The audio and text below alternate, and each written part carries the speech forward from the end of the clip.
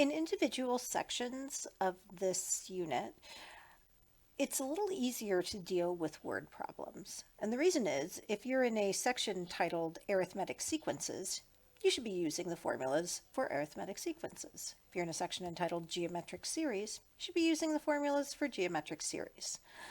What about if you are given a random word problem, though? Generally, on tests, it will not be explained to you exactly which type of sequence, what sort of formula you should be using, or other details about how the word problem relates to a particular sequence or series.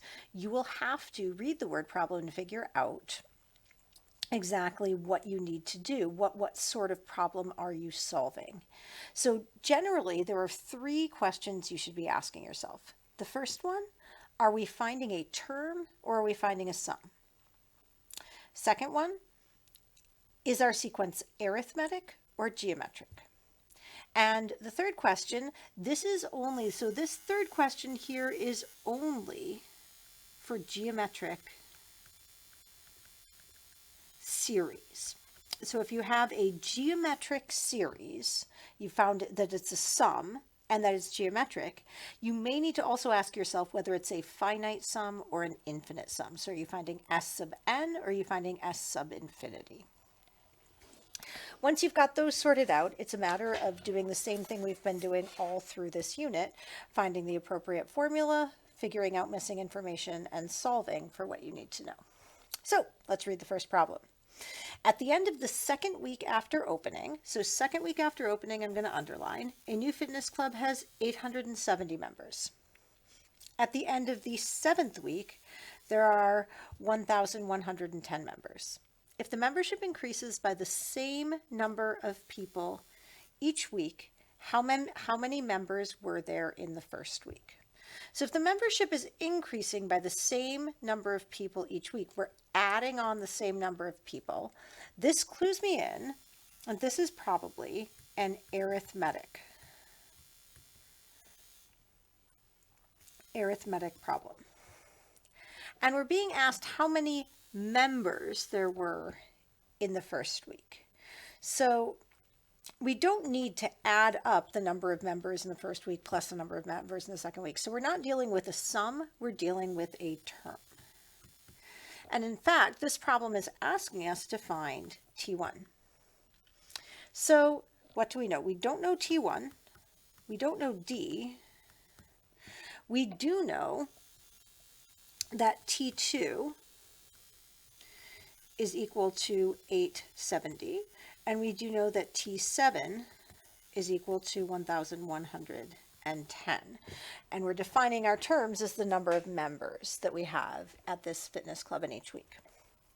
So I'm going to calculate D by using my little shortcut, which is that if you guys recall this formula, that if we have TB minus T sub A over B minus A. So if you have two terms that are not necessarily the first term and you want to find the common difference, you can find the difference between the terms and then divide it by the difference between the term numbers.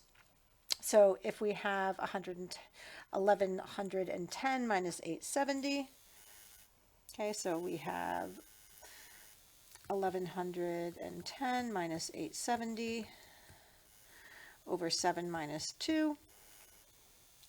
And that's going to be equal to 180 divided by 5 is 36. Okay, so this 36 is our common difference. This was our formula for the common difference. So now, we're not being asked to find the common difference though. So this means the common difference in context of the problem says that we were adding 36 people per day. So what we are going to need to do is we are actually going to need to use our T sub n formula to work out what the first term was. So Tn is T1 plus n minus 1 times D. Okay, so I'm going to replace Tn. I'm going to use my T2 equals 870. So my T2 is 870 is equal to T1 plus 2 minus 1 times 36. So this is just equal to T1 plus 36. subtracting 36 from both sides, I get T1 is equal to 834. Now, this of course being a word problem, we need to actually answer the question verbally. So we would say there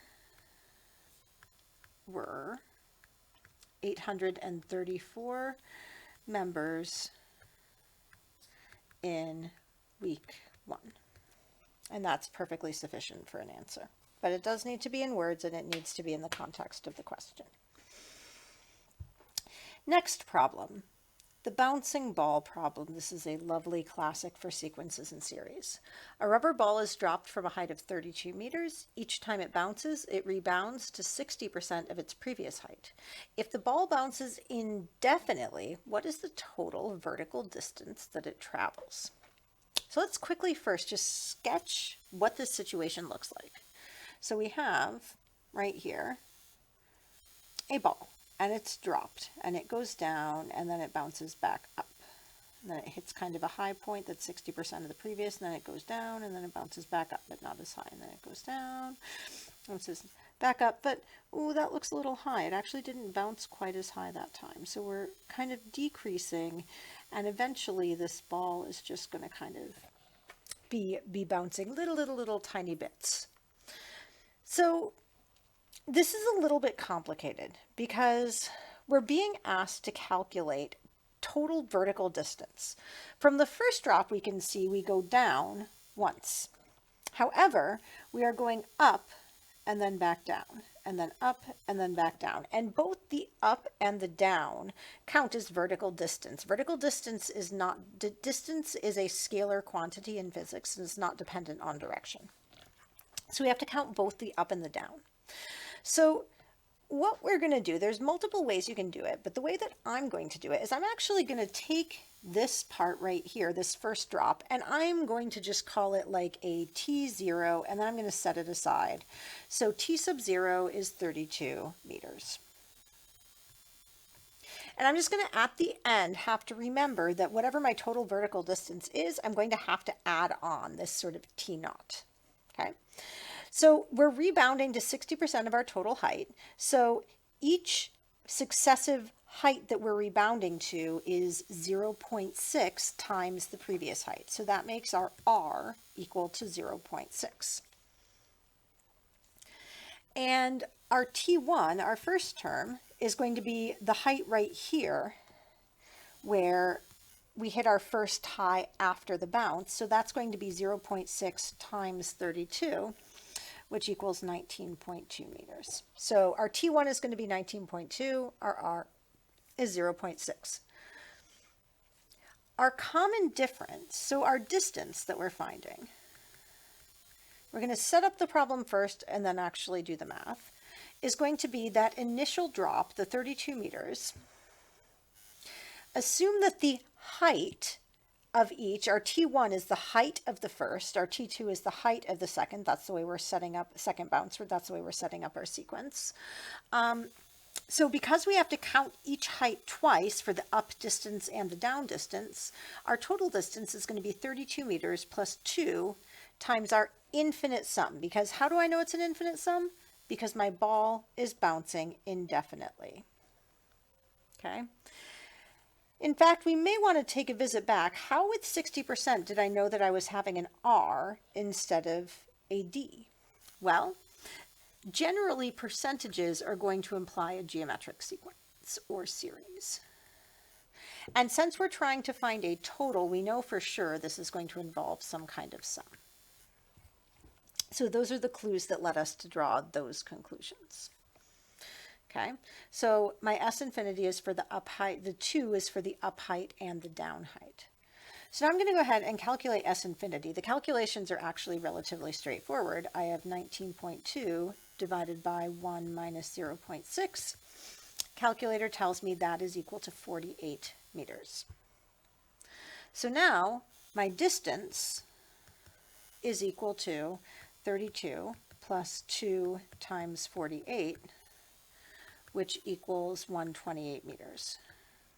Then we can answer the question.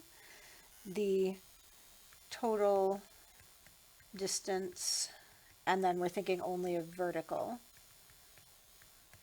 traveled was 128 meters. That's with both the up and with the down. Okay, next problem. The population of a city increases by 6.5% each year for 10 years. If the initial population is 200,000 people, what is the population after 10 years? So we have a percentage increase, which tells us we're working with a geometric sequence or series. We're looking at population, so we want to know what the population is after 10 years. So the way we're going to define the terms of this geometric sequence is the population from year to year. Okay, so we're looking for a term here, just what is the population after 10 years. So now we have to think, we've got our initial T1 is 200,000, but we have a little bit of a problem. We're looking at the population after 10 years. So our 200,000 is really after 0 years, not after 1. So let's actually count this out. So if we have after 1 year, so if our after 0 years is our T1, after 1 year, we're looking at T2. After 2 years, we're looking at T3. After 4 years, we're looking at T5. So after 10 years, what we really want to find is not T10, but T11, because our first term was only after 0 years. So sometimes you have to be a little bit careful about whether you're talking, when you're talking about time, about whether you're talking after a certain amount of time, and whether the amount you're getting is the initial amount of time. So what we're going to do next is we are going to use our geometric term formula. So we've got T sub n is T1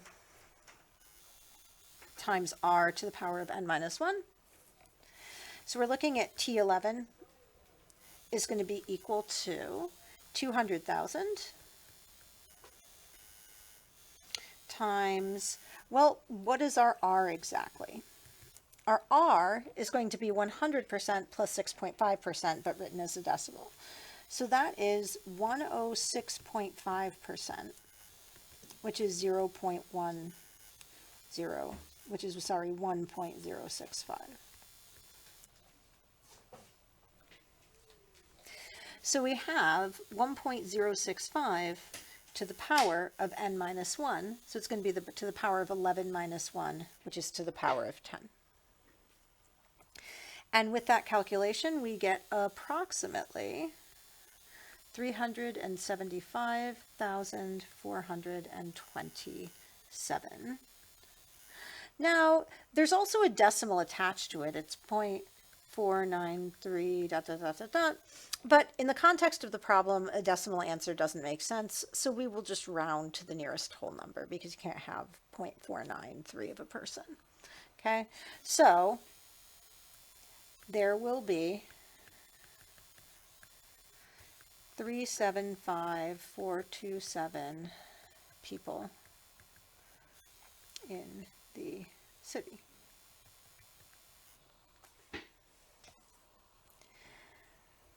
All right, next problem.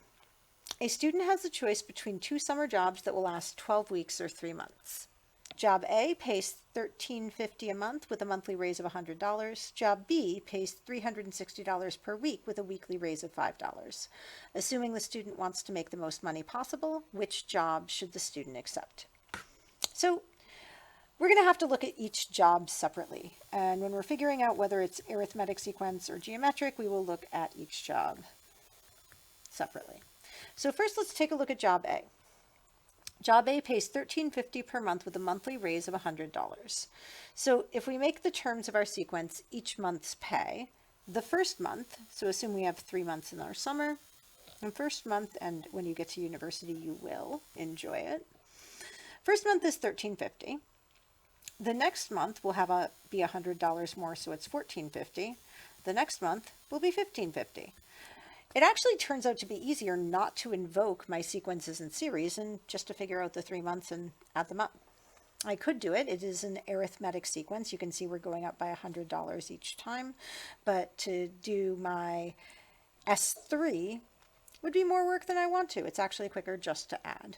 So sequences and series exist to save us time in this case, and in this case it does not save us any time. So the total for job A would be $4,350.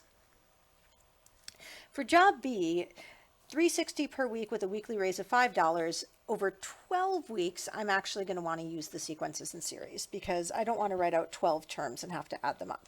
So my T1, what I get paid the first week, and we don't have to worry about it because you get your pay at the end of a week, not the beginning of the week. So T1 is $360. T12 is what we are looking for. We want to know what at the end of the 12th week are we getting paid. Okay, we don't know. We would like to actually find our S12. We know our N is 12 and we know our D is 5. So we're looking at here, we have an arithmetic. We want to know the total amount of money we're making over the summer, so that is a series. And we are looking for S12. Now we're going to use the first formula because we know N, D, and T1, and we don't know what T12 is and would just like to find it in the course of doing our formula. So we get 12 over 2 times 2 times 360, so that's my 2T1, plus N minus 1 times D. And then my closed brackets, and that's going to be equal to, when we calculate it out, $4,650. So now we look back, we've got 4,350, 4,650. Job B is the clear winner. So the student should accept job B. And no, you're not allowed to say, well, job B is a much harder working job. Just assume that they're kind of equivalent jobs. Okay, let's do a few more. An engineer's salary is $90,000. The company is guaranteed a raise of $5,230 every year with satisfactory performance. Assuming satisfactory performance in each year, when will the engineer's salary be $168,450? So let's take a look here. We're getting the same raise every year. We're adding on the same number to the salary. That makes it an arithmetic sequence. We're not trying to figure out career performance. We're just looking at what the salary is. We're not trying to think about the total amount of money this person has made. So we're looking at just a term. We're trying to find a term. In fact, we actually know the term, and we're going to try to use that term to find our N. So let's make $90,000 our T1. This is our first term of our sequence, the starting salary. However, we are trying to figure out, so in year 1, the engineer's salary is $90,000. At the end of year 1, he gets a raise. So for year 2, what salary is it? So we're trying to define this. So T1, salary in year 1. So we're going to try to define this for how that salary works. So we're doing an arithmetic term. So we have T sub n is T1 plus n minus 1 times D. Our common difference is right here, our 5230. So our T sub n is going to be our 168,450. So I'm going to substitute. I get 168,450. That's what term I want to figure out the n for, is 90,000. That's year 1 plus n minus 1 times 5230. Okay, so 78,450, if we subtract 90,000 from both sides, is equal to n minus 1 times 5230. dividing both sides by 5230, I get 15 equals n minus 1, and 16 equals n. So now how we express this in words, we have to think about it a little bit. So in the salary in year 1, this is going to be the salary right here, 16. That means this 168,450 is going to be the salary in year 16. Okay. In year 16,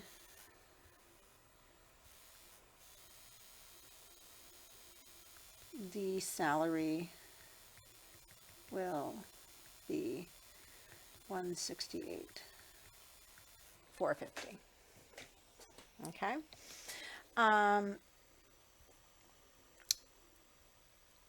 So what does it mean to be in year 16? So in year 1, 0 years have passed. In year 2, 1 year has passed. In year 3, how many years have passed? So year 1, 0 years. Year 2, 1 year. Year 3, 2 years. So it's going to be after 15 years that this person is going to be making that. Number 7, a doctor prescribes 200 milligrams of medication on the first day of treatment. The dosage is reduced by 1/2 on each successive day for 1 week. So 1 week, 7 days. We're talking in days. We should make sure our units agree. We're reducing by 1/2, so we're multiplying by 1/2. So this means we have a geometric sequence. We want to know the total amount of medication prescribed over 7 days. So this is a series or sum. And this is a finite sum, not an infinite sum, because we're only being asked the total amount of medication prescribed to the nearest milligram. So we're going to use our Cyanide Sum Formula. We've got T1 equals 200, R equals 1/2, N equals 7. We have 2 formulas. We know T1, R, and N, so we're going to use the formula that best uses the variables that we have known. So we're going to use Sn equals T1 times R to the N minus 1 over R minus 1. And that is equal to 200 times 1/2 to the power of 7 minus 1 over 1/2 minus 1. And since we're taking 1/2 to the 7th, this will come out as a terminating decimal, which will give us 396.875 milligrams of medication consumed in total. Next follow-up question, we're being asked how much medication would need to be prescribed for the treatment to continue indefinitely. So indefinitely tells me infinite. We are going to do S infinity. But before we do S infinity, let's just make sure our R equals 1/2. So this is a convergent series. So if it weren't a convergent series, we would just say it would be infinitely much medication. We can't really answer that question. So we're going to be doing our S infinity. We have T1 equal 200, R equals 1/2. We don't need N because we're using infinity. So our S infinity is T1 over 1 minus R, which is 200 over 1 minus 1/2, which is just 1/2, which gives us 400 milligrams prescribed. And as we continued, we realized we forgot to answer this question. So this is 396.875 milligrams prescribed for 1 week. Okay, last question. In a grocery store, cans of soup are stacked in a triangular display. There are 4 cans in the top row and 20 cans in the bottom row. How many cans are in the display if there are 17 rows? So we want the total cans in the display. That makes this a sum.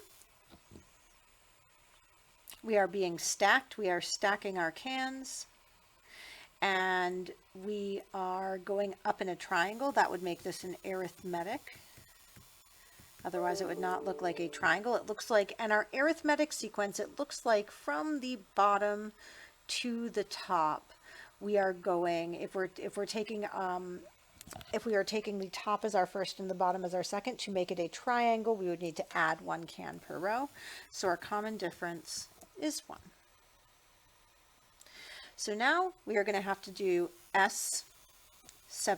We have 17 rows.